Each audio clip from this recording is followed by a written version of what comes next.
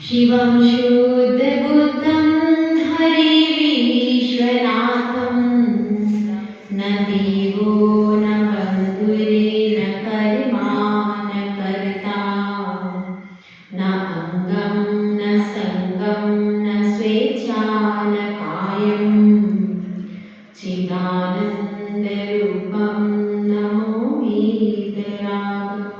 पंचपरमेष्टि भगवान की श्री पद्म प्रभु भगवान की परम पूज्य आचार्य श्री आदि सागर जी महाराज की आचार्य श्री महावीर कीर्ति महाराज की आचार्य श्री विमल सागर महाराज की आचार्य श्री तपस्वी सम्राट संतति सागर महाराज की आचार्य श्री सुंदर सागर महाराज की मैं समय विश्व धर्म की श्रीकाली माता की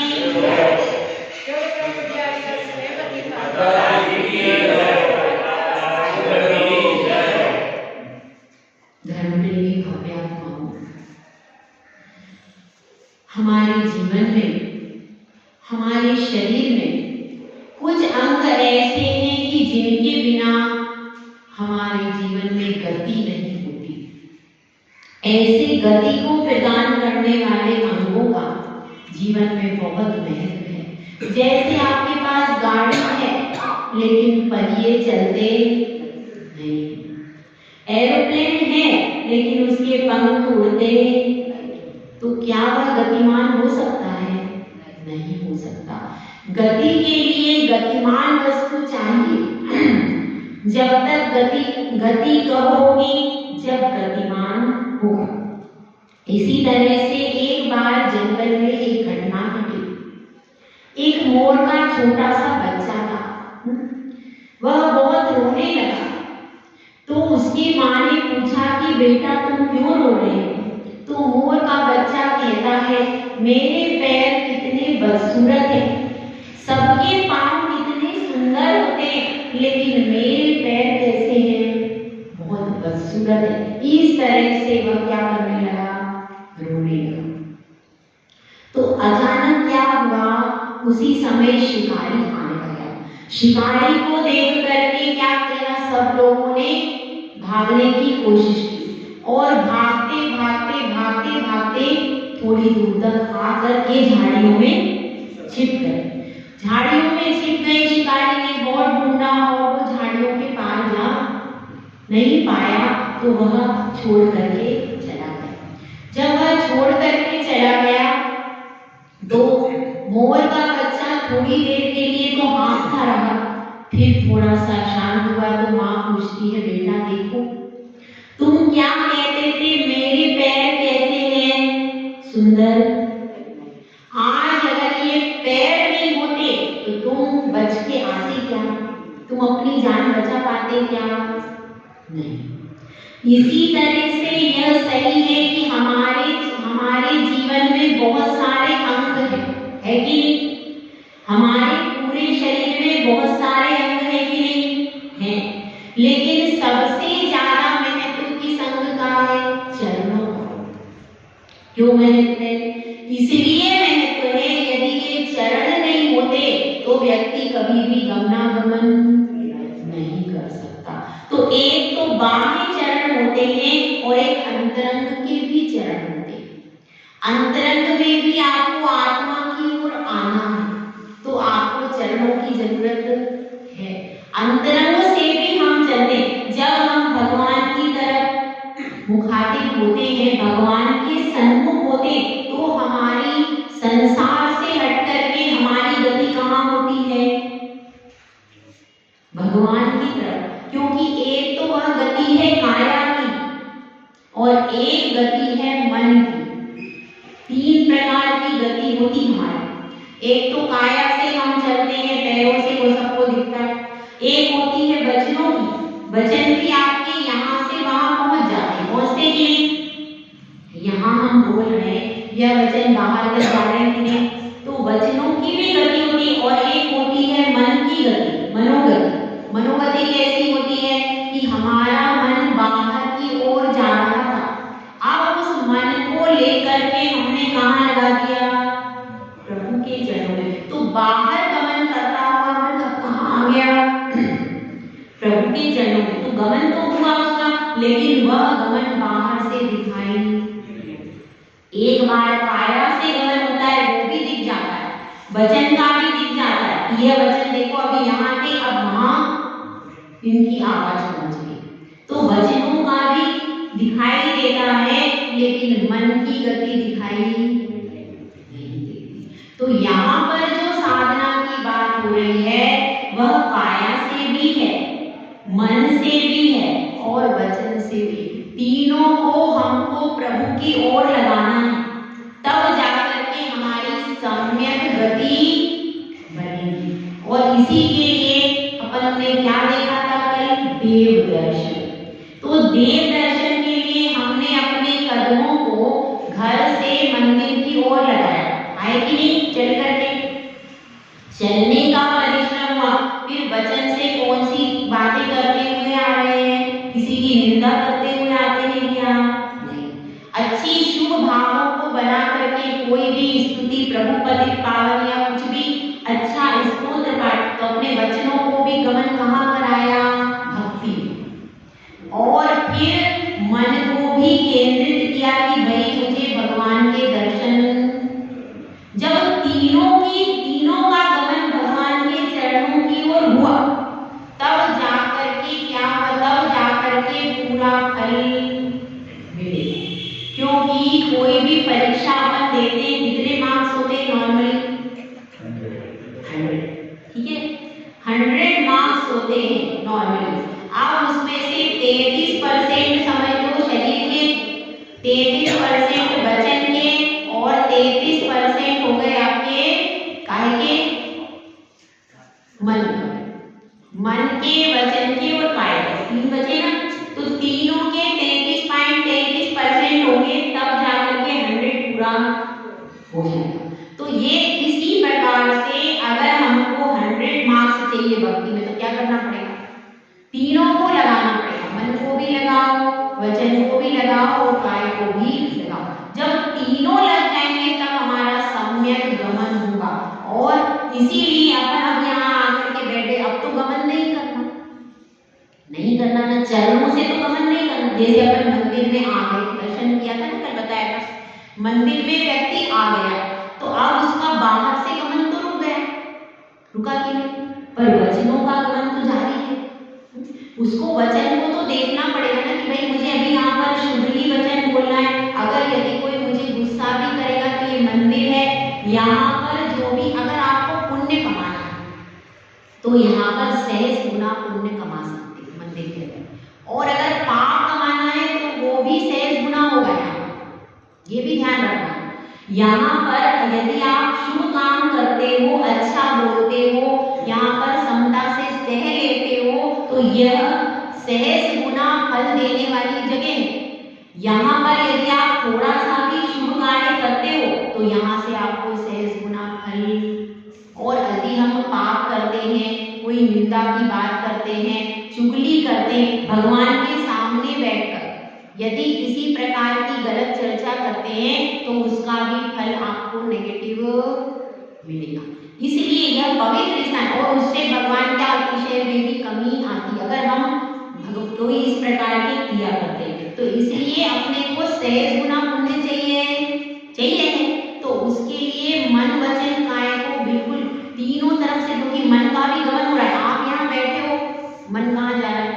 कभी दुकान पे भी चला गया 2 मिनट को, घर पे भी चला गया, बच्चे में चला गया, तो वह मन का उस गमन को भी रोक करके भगवान के चरणों में लगाना। यानी केवल गमन चरणों से नहीं होता, बचने भी गमन करते हैं और मन भी गमन करता है। तो यहाँ पर बात चल रही है, जब हम यहाँ आकर के बैठ गए तो हमारा जो गमन हो रहा है मन का, उसको भी यहाँ पर लेकर के आना है। कहाँ पर? अब उसको आचरण की ओर आना है। जो चरण बाहर थे अब उनको प्रभु की तरफ आना है। उसको ये डिसाइड करना है कि मेरा लक्ष्य क्या है? प्रभु बनना, परमात्मा बनना। अपना लक्ष्य, अपना एम डिसाइड करना, भैया मुझे परमात्मा जैसा निर्विकारी बनना, ये अपना लक्ष्य बनाना। और फिर लक्ष्य बनाने के बाद उसी तरफ चलते हैं। जैसे बच्चे को स्कूल जाना तो कहाँ जाएगा? कब जाएगा, तभी पहुंचेगा। इसी तरह से अब हम क्रम से उस रास्ते पर बढ़ते हैं कि जिस रास्ते पर चल करके अपन परमात्मा एक न एक दिन बन जाए। तो अपन ने पहला कदम उठाया था, कौन सा? देव दर्शन। जिसके जैसा बनना हो पहले उसको देखना होगा, देखो कैसा। अगर किसी को डॉक्टर बनना है तो वो पहले डॉक्टर को देखता है, डॉक्टर होता कैसा है, कैसे वो होता है, इसका कोट कैसा होता है, कैसा होता है। तो डॉक्टर को देखने के बाद व्यक्ति की डॉक्टर बनने की इच्छा, जिसने डॉक्टर को कभी नहीं देखा वो डॉक्टर बनने की इच्छा करेगा क्या? इसी तरह से अपने को पहले परमात्मा का स्वरूप देखते, फिर उनसे प्रभावित होकर के फिर आगे परमात्मा बनने की इच्छा होती है। तो यह परमात्मा का स्वरूप कर अपन ने समझा, भगवान के दर्शन करके कि भगवान आप में अनंत ज्ञान, अनंत दर्शन, अनंत सुख, अनंत शक्ति रूप हुआ और इसी प्रकार के गुण मेरे अंदर भी हैं। अभी तक तो भगवान को देखा, लेकिन ये सारे गुण मुझ में भी शक्ति रूप से विद्यमान है। दो प्रकार से गुण होते हैं, एक तो शक्ति रूप और एक व्यक्ति रूप। शक्ति रूप से कैसे? जैसे आपका छोटा बच्चा है, अभी वो नर्सरी क्लास में पढ़ता है, लेकिन अगर वो चाहे, अगर उसको डेवलप किया जाए, बच्चा बहुत इंटेलिजेंट है, अगर उसको डेवलप किया जाए तो वही बच्चा आगे इंजीनियर, डॉक्टर, प्रोफेसर, वकील बन सकता है कि? पर अभी वर्तमान में है क्या वकील, डॉक्टर? पर अगर डेवलप किया जाए तो वो इन पोस्टों पर जा सकता है कि नहीं? सीए भी बन सकता है, इंजीनियर भी बन सकता है, सब कुछ बन सकता है और मुनि भी बन सकता है। तो ये सब कार्य कब होंगे? अभी नहीं, पर अभी उसके पास ये गुण है कि नहीं? है, अंदर है। अब वो धीरे धीरे जैसे उसका शरीर, बुद्धि ये सब विकसित होगा, ऐसे ऐसे वो गुण भी डेवलप होते जाएंगे। तो इसके लिए पर्टिकुलर विधि चाहिए और उसको जो साधन होंगे उनके द्वारा उसकी बुद्धिमत्ता विकास को प्राप्त होगी। तो इसी तरह से हमारे अंदर भी परमात्मा बनने की शक्ति है। तो परमात्मा बनने की शक्ति के लिए, उसकी व्यक्ति के लिए, उसको प्रकट करने के लिए पहला चरण, पहला कदम क्या है? नित्य देव दर्शन। प्रतिदिन भगवान का दर्शन करना ये पहला कदम होता है और इसी पहले कदम से फिर धीरे धीरे परमात्मा के निकट अपन पहुंचते हैं। तो अपने षट आवश्यक कर्तव्य में पहला कर्तव्य कौन सा है? यह तो अपना अष्ट मूल गुण में आता है। पहला कर्तव्य है जिन पूजा, भगवान की पूजा करना। यह जो व्यक्ति पूजा प्रतिदिन करते उनको कोई भी चीज की कमी नहीं रहती, उनके सब धन धान्य सब चीज अपने आप। क्योंकि आप दिन भर कमाते, वह जो द्रव्य है आपके पास दिन भर कमाते, उसका अपने को कम से कम 1-2% कुछ तो भगवान के चरणों में चढ़ाना चाहिए। अब डिब्बी में से लेके आए, 2 चावल चढ़ा दिया, बच्चा पास में खड़ा कर, मम्मी आई डिब्बी लेके, बच्चा पास में रहा, तो मम्मी ने 2 चावल चढ़ाए, मम्मी 2 क्यों चढ़ाए आपने? थोड़े से और रख। नहीं बेटा, घर पे कल चढ़ाएंगे, अभी चलो। ऐसा लोग करते कि डिब्बी में चावल इतने थोड़े से 2-4 चढ़ा लिए, नमोस्तु करके और वापस डिब्बी लेके घर पे चले गए। तो कम से आपका द्रव्य जो आपने कमाया है उसमें से जब तक दान नहीं दोगे तब तक आपकी पापों की शुद्धि। तो कम से कम एक छोटी सी थाल भर के कम से कम एक पूजा तो करेंगे, तब जाकर के दिन भर का काम जो अपन ने पाप किया है वो क्षय होगा। क्योंकि द्रव्य कहाँ से लाना चाहिए? मंदिर की द्रव्य होना चाहिए। कहाँ पे होना चाहिए? द्रव्य आपके घर की होना चाहिए। और यदि आप किसी कारण से घर से नहीं ला पा रहे तो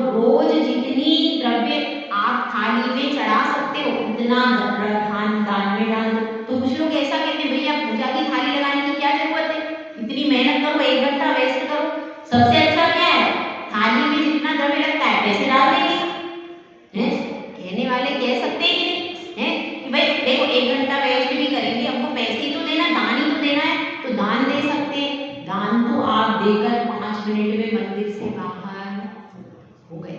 लेकिन पूजा करोगे आपको 15 से 20 मिनट लगेंगे। 20 मिनट में भगवान की पूजा का गुणानुवाद करके जो पूजा करेगा उसमें भक्ति भाव बनेगा। क्या बनेगा? और 5 मिनट में आपने दान दे दिया, उसमें भक्ति भाव बनेगा क्या?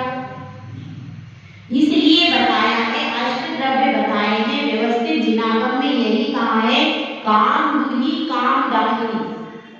जो विषय भोग हैं उनसे जो पाप उत्पन्न होता है उसको नष्ट करने वाली क्या है? पूजा है।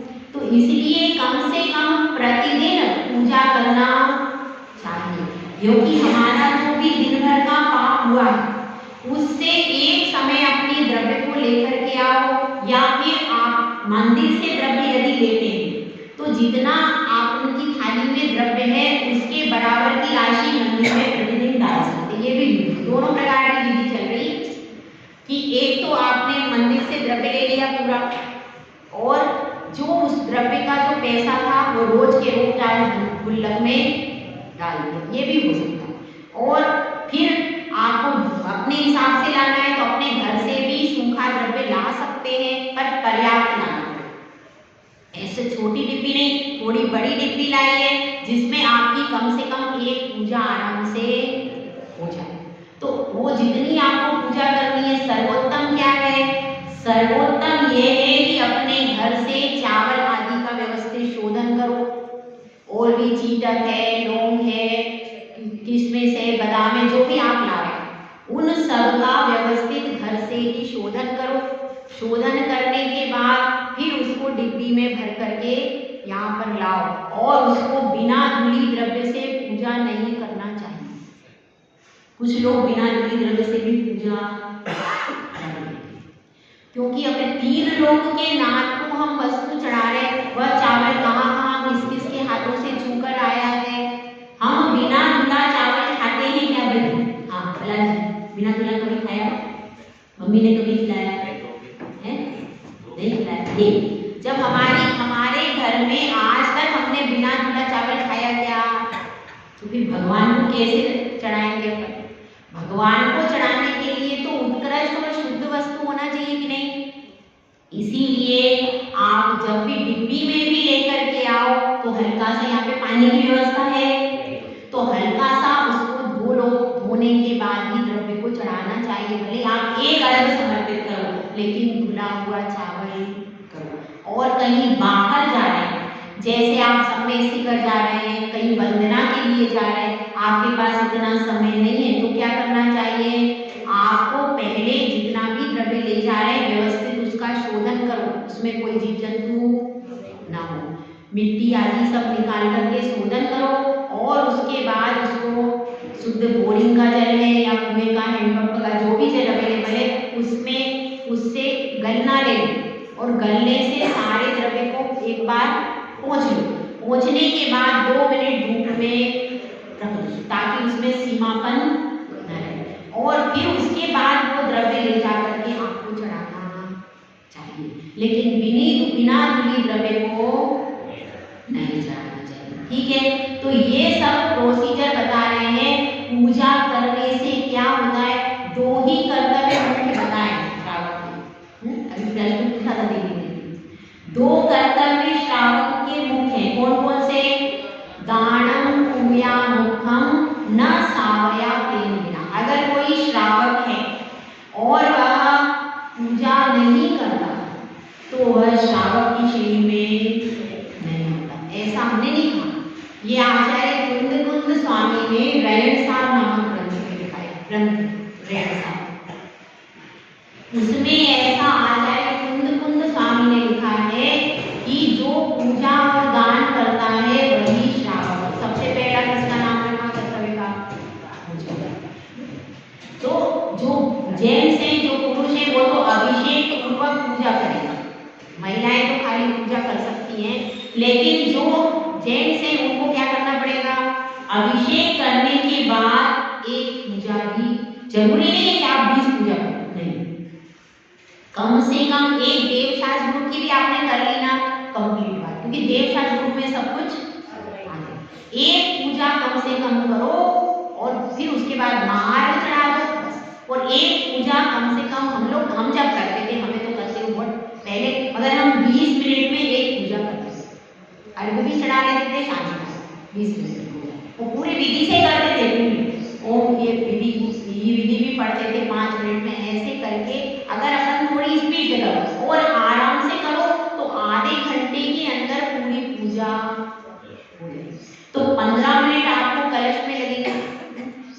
देखो आपका कुछ नहीं जा रहा, मंदिर का जल भगवान पे चढ़ा दिया, उसमें क्या गया? कुछ गया क्या? नहीं गया। लेकिन जब आप पूजा करते तभी तो आपके घर का द्रव्य जाता है उसमें, पूजा में ही आप चढ़ाते हो। ये तो उसमें कलश में तो जल में तो कुछ भी नहीं गया आपका, तो उससे ही आपका घर पवित्र होता है। उसी द्रव्य से अपना क्या होता है? भाव की विशुद्धि भी इम्पोर्टेंट है। केवल इस थाली से इस थाली का द्रव्य इसमें नहीं करना। एक अजैन महिला एक दिन जैन महिला के साथ में कहाँ गई? पूजा करने चली गई। तो उसके साथ में वो महिला बैठ गई, ब्राह्मण समाज की एक महिला थी, वो बैठ गई साथ में, कोई बात नहीं आज आप चलिए मैं भी चली गई साथ में पूजा करने। अब वो 1 घंटे तक देखती रही, उसके बाद वो बोली कि अरे आपने क्या किया 1 घंटे तक? अरे इस थाली का द्रव्य इसमें करना था, 5 मिनट में हो जाता, 1 घंटे तक क्या करती है?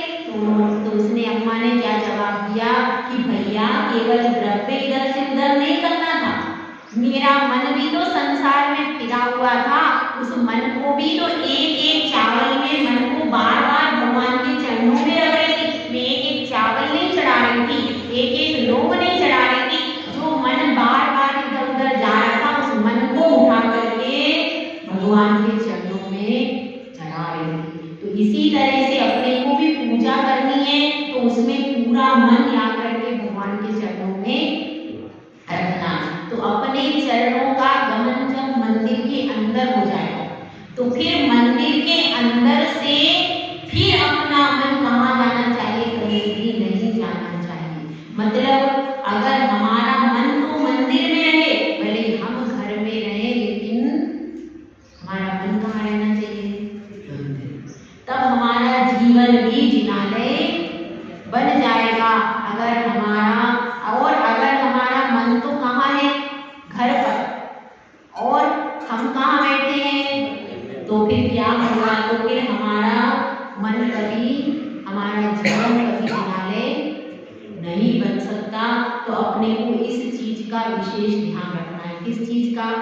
कि हमारे जो मुख्य कर्तव्य है, इन कर्तव्यों को छोड़ना नहीं। आज हमको बड़ी मुश्किल से करोड़ों भाव का पुण्य फलित हुआ जब आज हमको क्या मिला? पूजा करने का अवसर मिला। एक मंदिर होता है, मंदिर की पहचान होती है उसके कलश, शिखर पर कलश देखते हैं दूर से और लोग पहचान जाते हैं भैया मंदिर कैसा भव्य हुआ और यहाँ की समाज कितनी समृद्ध है। शिखर के कलश से पता चलता है कि समाज कितनी समृद्ध होगी। एक रण क्षेत्र में जाते हैं तो सेनापति को देखकर पता चलता है यह इसमें युद्ध में कौन जीतेगा। घर में देखना हो कि घर कैसा है तो भोजन की थाली देख लो तो पता चल जाता है कि घर की गृहिणी कैसी है, और कुछ देखने की जरूरत नहीं। केवल भोजन की थाली में कैसे उसने परसा है और भोजन कैसा है, इसको देख करके ही आप बता दो कि घर की महिलाएं कैसी। दुकान में जाना हो तो दुकान में उसका बोलने का व्यवहार देख करके आप पता कर सकते हैं कि ये व्यक्ति कैसा है और ये कितना कमा लेता है। और इसी तरह से मंदिर में पूजन की थाली देख करके पता चल जाता है कि भक्त की कितनी भक्ति है। तो इसलिए हम लोगों को प्रतिदिन पूजा करने की प्रयास करना चाहिए और अपने जीवन को धन्य बनाना चाहिए। जय बोलो राजे सुंदर सागर महाराज।